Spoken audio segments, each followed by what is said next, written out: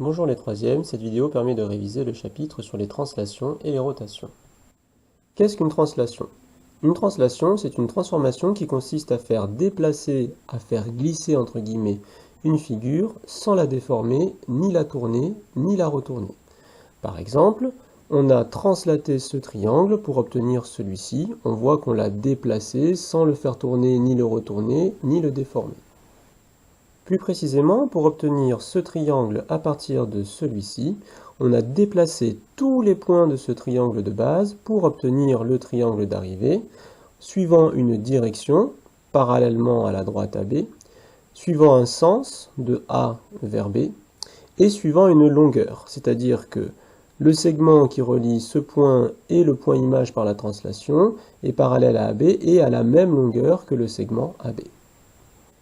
Qu'est-ce qu'une rotation? Une rotation, c'est une transformation qui transforme une figure en une autre figure en la faisant tourner sans la déformer ni la retourner. Plus précisément, pour obtenir ce triangle à partir de celui-ci par une rotation, on a fait tourner tous les points de ce triangle, suivant un point particulier qu'on appelle le centre de rotation, suivant un angle et suivant un sens de rotation. Par exemple, le point A' est l'image du point A par la rotation de centre O et d'angle 90 degrés dans le sens horaire. Comment construire l'image d'une figure par une translation? Je vais présenter deux méthodes. Ici, je cherche à construire l'image du triangle EFG par la translation qui transforme le point A en le point B. Je vais commencer par exemple par construire l'image du point E. Je sais que cette image se trouve sur la droite qui passe par E et qui est parallèle à la droite AB. Je vais donc construire cette droite parallèle. Pour cela, je peux utiliser par exemple l'équerre. Alors ici, il faut être attentif à la position de l'angle droit sur mon équerre. Je place mon équerre comme ceci, perpendiculaire à la droite AB. Alors peu importe où je la mets sur la droite AB, ça n'a pas d'importance. Et je construis une droite perpendiculaire à la droite AB. Par exemple, comme ceci. Je vais maintenant construire une autre droite perpendiculaire à la droite que je viens de tracer et qui passe par le point E. Donc soyez attentifs à la position de mon angle droit. Je place mon angle droit sur la droite que je viens de tracer. J'aligne mon équerre avec cette droite et je fais glisser mon équerre jusqu'à ce que l'autre côté de l'angle droit passe par le point E. Je trace alors la droite comme ceci, que je prolonge. Cette droite est parallèle à la droite AB. Pourquoi? Eh bien parce que si deux droites sont perpendiculaires à la même droite, alors elles sont parallèles entre elles. Il me reste maintenant à placer l'image du point E sur cette droite. Où se trouve cette image? Eh bien elle se trouve à une distance du point E qui est égale à la longueur AB. Donc pour le faire, je prends mon compas, je le pointe sur A par exemple, et je l'écarte jusqu'au point B, et cette longueur, je la reporte en piquant sur E, je trace un arc de cercle, et mon point E' se trouve donc ici. E' est l'image du point E par la translation qui transforme A en B. J'utilise exactement la même méthode pour construire les images des points F et G, que j'ai appelés respectivement F' et G', et pour ensuite obtenir mon triangle image, il me suffit de relier les points images entre eux. Donc voici le triangle E', F', G', qui est l'image du triangle EFG par la translation qui transforme le point A en le point B. Je présente maintenant une deuxième méthode. Je veux construire l'image du triangle EFG par la translation qui transforme le point A en le point B.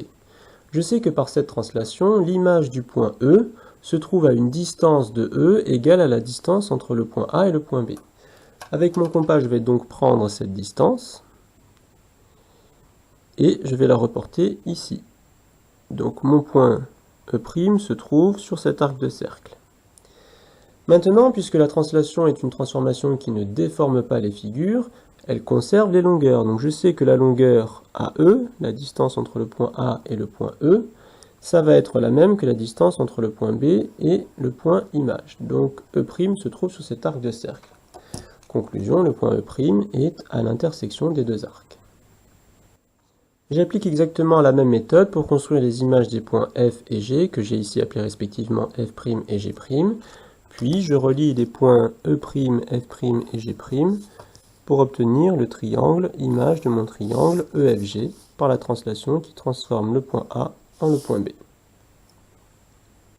Alors, quelle que soit la méthode utilisée, il est facile de vérifier si on s'est trompé ou pas. D'abord, à l'œil nu, on regarde. Il faut que les deux triangles se ressemblent fortement et qu'on ait l'impression de les avoir déplacés sans les tourner, ni les déformer, ni les retourner. Et puis, on peut contrôler qu'on a bien conservé longueur, par exemple avec le compas. Je regarde si cette longueur ici, c'est la même que cette longueur, et je fais pareil pour tous les côtés. Et si c'est le cas, alors j'ai des chances de ne pas m'être trompé. Comment construire l'image d'une figure par une rotation? Je vais ici construire l'image du triangle MNP par la rotation de centre O d'angle 50 degrés dans le sens horaire. Pour cela, je vais construire les images de chacun des sommets et je vais relier entre elles ces images pour obtenir le triangle image. Je commence par tracer le segment ON. Je vais construire l'image du point N par la rotation. Une fois que j'ai construit ce segment, j'utilise mon rapporteur. Je place le centre de mon rapporteur sur le centre de rotation. Ça, c'est facile à retenir. Ensuite, je positionne mon rapporteur comme ceci. Puis, je vais construire l'angle de 50 degrés. Donc, je pars de 0, je veux aller dans le sens horaire. Je vais ici jusqu'à 50 degrés. Je mets une petite marque. Le point image du point N par la rotation se trouve sur la droite qui passe par O et la petite marque que je viens de faire. Où précisément sur cette droite? Eh bien, il suffit de prendre le compas cette fois-ci pour reporter la longueur au N. Et le point N va faire un tour, donc ici on le voit bien tourner, de 50 degrés exactement, donc je sais que le point image se trouve à l'intersection entre cet arc de cercle et la droite que j'ai tracée tout à l'heure. J'applique la même méthode pour construire les images des points M et des points P, que j'ai appelés respectivement M' et P'. Il me suffit ensuite de relier ces images entre elles, et j'obtiens le triangle image du triangle MNP par la rotation de centre O d'angle 50 degrés dans le sens horaire.